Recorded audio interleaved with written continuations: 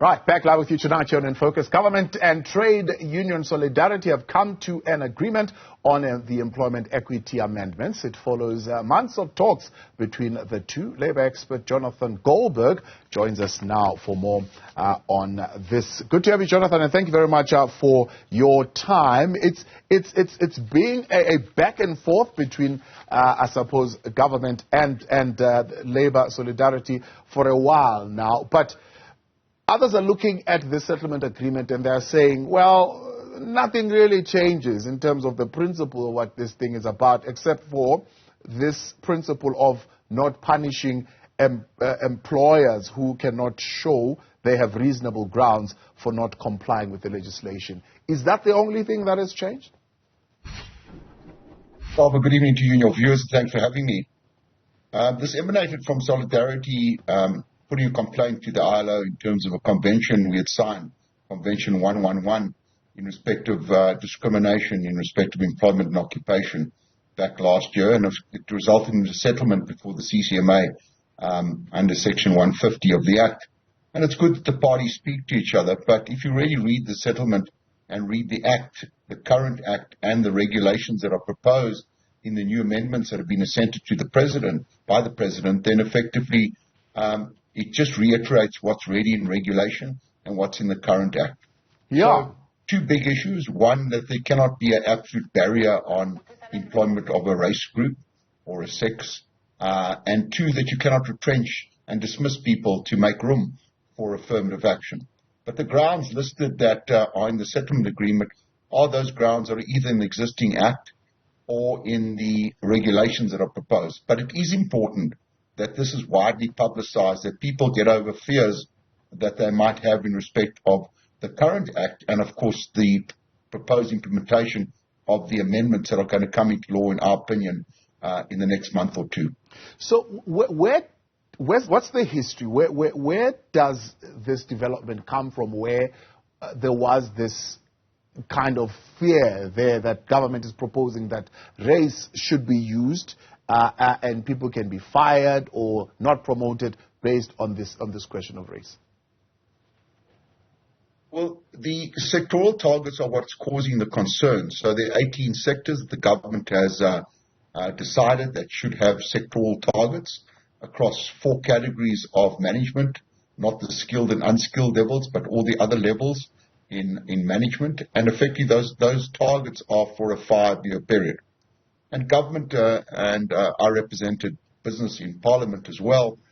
Government was clear in Parliament against some of our concerns that these would be quotas. And quotas, of course, are banned in terms of the Constitution and in terms of the Employment Equity Act. Government assured Parliament that these were targets and there were sufficient grounds listed in the regulations to allow businesses and organizations to justify to why they couldn't meet these 5-year targets. These targets are set in 2028. And I suppose for many business people, there are at least targets now set. There's an aim point. And if they are applied, like the Department of Employment and Labour is saying, and the settlement agreement says, which will be part of the regulations, then there's no reason to fear. So part of the justifiable reasons would include things like insufficient recruitment opportunities, insufficient promotion opportunities, insufficient target individuals from the designated groups with the relevant qualifications, skills and experience. And many people are saying that could be used as a scapegoat for companies to say, oh, well, there are not enough qualified black people, and so we are going to promote white people. It's fine. Well, I mean, the 4 big grounds that are in the regulations and in the settlement are insufficient recruitment opportunities, insufficient promotion opportunities, and insufficient target individual, which you just mentioned, from a designated group that's African, coloured, and Indian, regarded as black, without the relevant skill and qualification experience. But the Act, if you go to it, says you need to look at suitably qualified, which includes people with potential.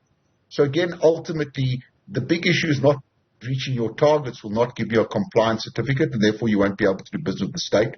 It's been Section 53 in the Act all the time, but it's now been implemented. But more so, the current Act says if you don't implement the Employment Equity Act, you could get a fine of up to 2% of your turnover, or 1.5 million rand, whichever is the highest. Now, that's my concern, not the future sectoral targets, but currently, are you implementing the Act in terms of the current compliance required in the Act. And that means where you have an opportunity, in other words, a staff turnover or expansion, that you do look for African, coloured and Indian where you are underrepresented. Some organisations call it, some might be overrepresentative of African, coloured and Indian. But majority of South African businesses are underrepresented according to the economically active working population. Now, if you just take one sector like manufacturing, in the top management sector segment in the targets that are set for 2028, the target for black is 40%. That's African, coloured and Indian. And I think the target for African specifically is 34%. Now, the economically active working population is 80% African. So, again, these are targets that you need to reach for, and you'd have to have these justification grounds. And again, when you get to a fine, so you'd get a non-compliance, and I think that would trigger a DG review and then potentially a fine in the Labour Court, you'd have to justify as to why these people that applied for the job are not suitably qualified or have the potential to do the job. One of the things we need to ensure as employers is we don't overspec the requirements for the job, and we open our minds to potential.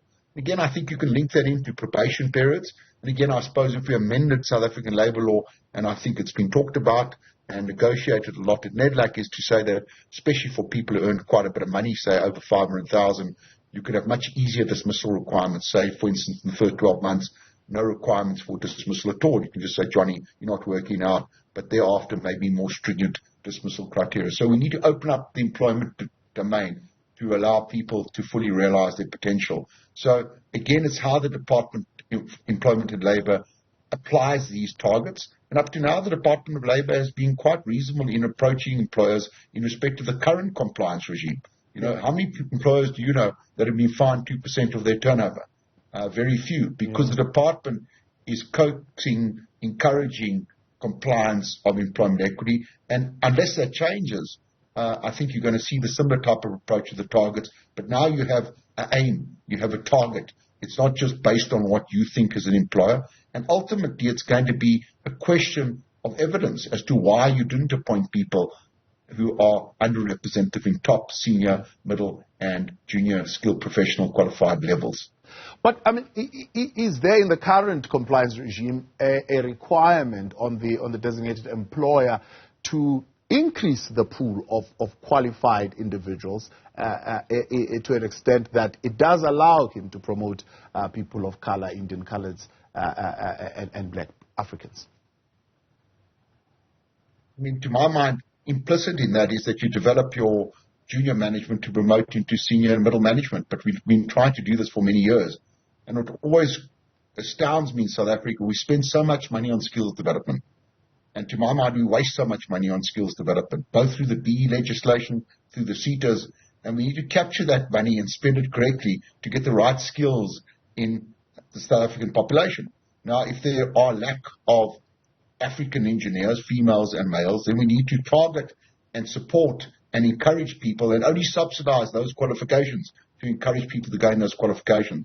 But it's 2023, and we need to reject the system, and we need to get it right because, again, I think we are very inefficient in respect to the skills development and the technical skills that we train in this country. We are short still today, 2023, on huge amounts of technically skilled people, and this economy is not growing. This economy is stagnant. It's not booming because of load shedding, political instability, etc. When this economy heats up, it's going to get even worse. So I think we need to reflect of our institutions, our CETAs, the employers in respect to what kind of training and development we do.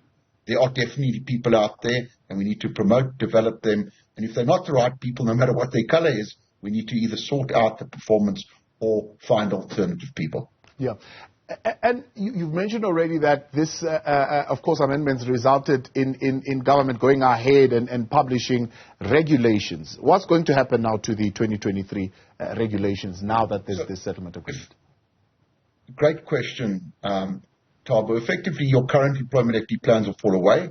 You'll then go to your sector, whether it's manufacturing, agriculture, forestry, and you will then, your targets will be set for you over 5 years. But it means from now, you've got to start implementing and trying to get to meet those bigger targets. I was at a client today. We've analyzed where they currently are and what the targets mean in their manufacturing sector. and they're not so bad over a 5-year period. We just got to start doing them.